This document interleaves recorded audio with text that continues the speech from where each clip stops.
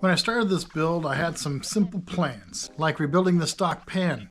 It already had the best floors, so I beefed it up a bit. Added a 10-degree bus transmount, stitched weld all the seams, double seam sealed all around the top and the bottom of the floors, then primed, undercoated, and painted and prepped for the build. But then things snowballed. And since I've gone a tiny bit more extreme on the build than I had originally settled on, I've decided to sell the pan and build my own tube chassis. Any takers?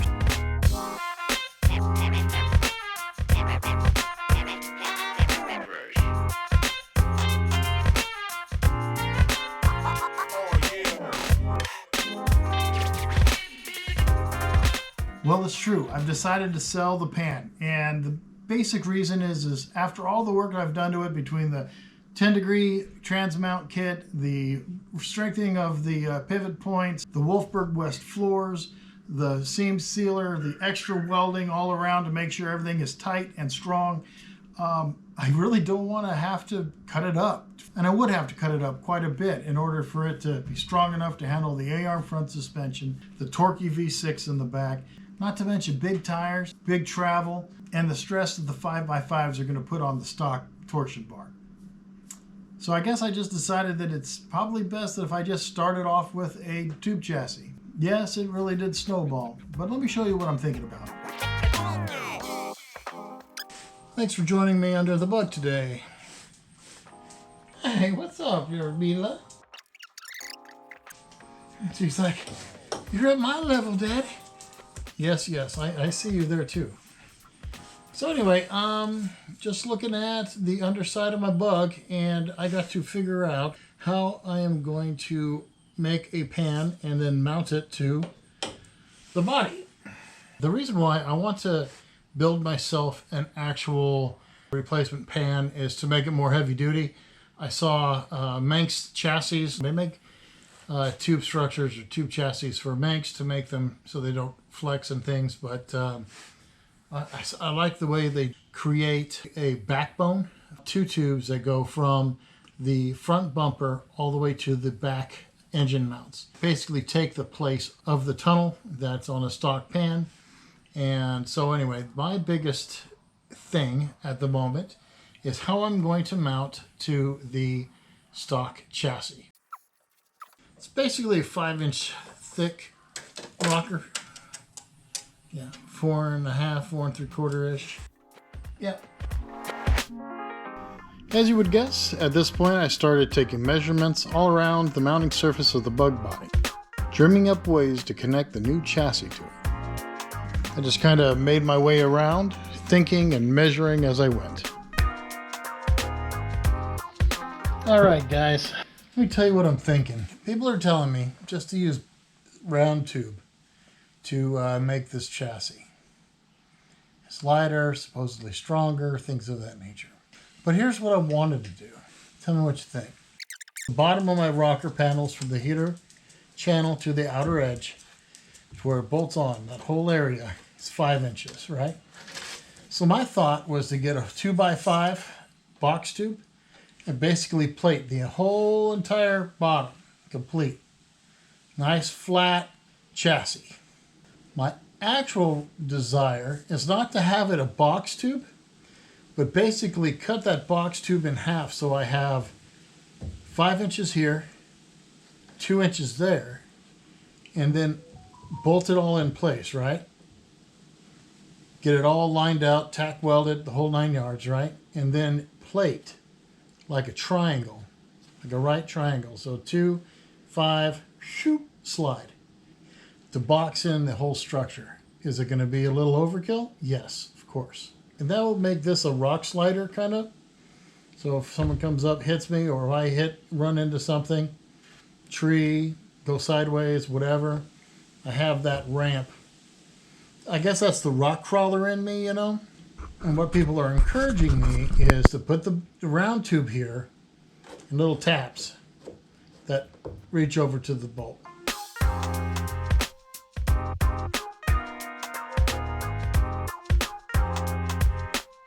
All right, guys, let's take a look at what we got here. So if you guys notice, I did put a couple of these little tabs that I picked up from Tab Zone You could just bolt them literally straight to the chassis. It's actually almost perfect. If I was going to build an off-road buggy only,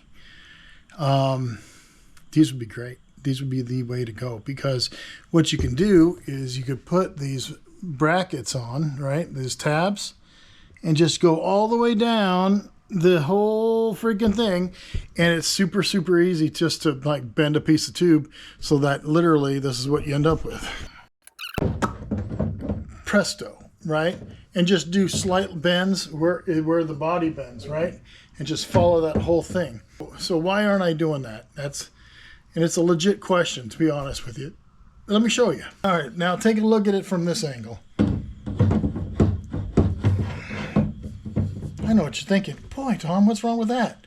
Well, this pinky-sized freaking hole, or gap. That's what's wrong with it. My issue is I would like the Bug to be on-road and off-road, to drive it in the rain, the desert, and everything. You got a gap like that, it's going to be dusty, it's going to be rainy, it's going to have, it's just everything. It's just not going to seal right?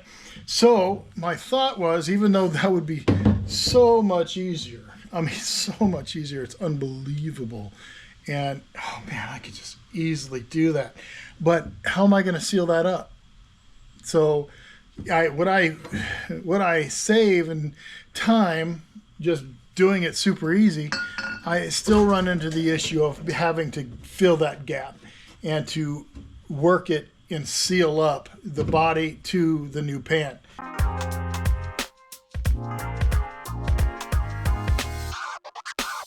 Okay, let me just show you kind of what I'm thinking is. I'm going to be getting rid of my stock pan. As you guys know, I totally rebuilt it kind of in prep for things. Maya's Bug is a fellow YouTuber. He's kind of building a bug similar to mine, and he built his own torsion tube. So, and I asked him why he did that instead of just using the stock one. And he said that the stock one actually is made up of 5 different pieces. You have the end forgings that have the body mounts and the shock mounts, right?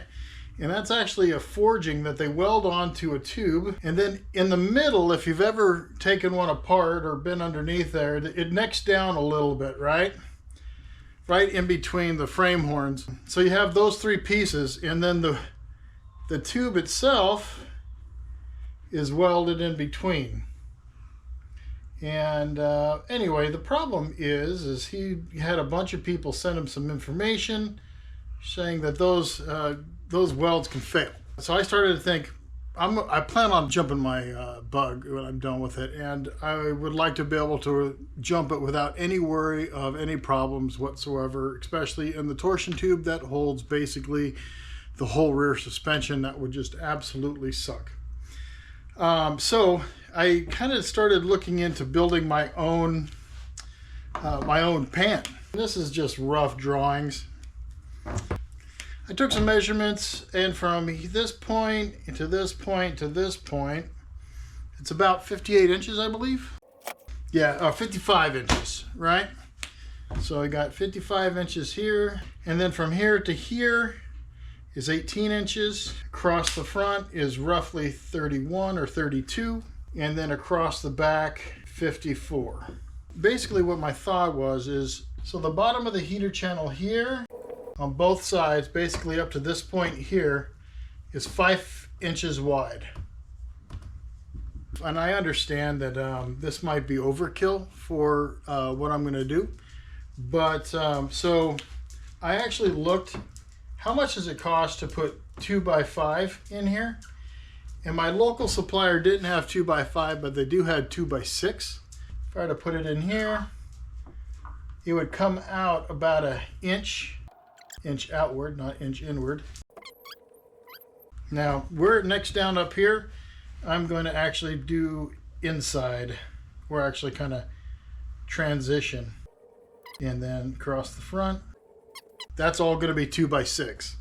And in order to make like a, I don't know, clearance or whatever you like, I really like rock sliders, things of that nature, to protect my rocker panels, especially on old Scouts where they're not really thick, and they rust really easily. So a lot of times we tend to protect our rockers simply because we don't want them to get bashed and have to replace them. What I used to do is I used to take a 6-inch flat bar, a 2x3 box tube, and then I would plate it like that.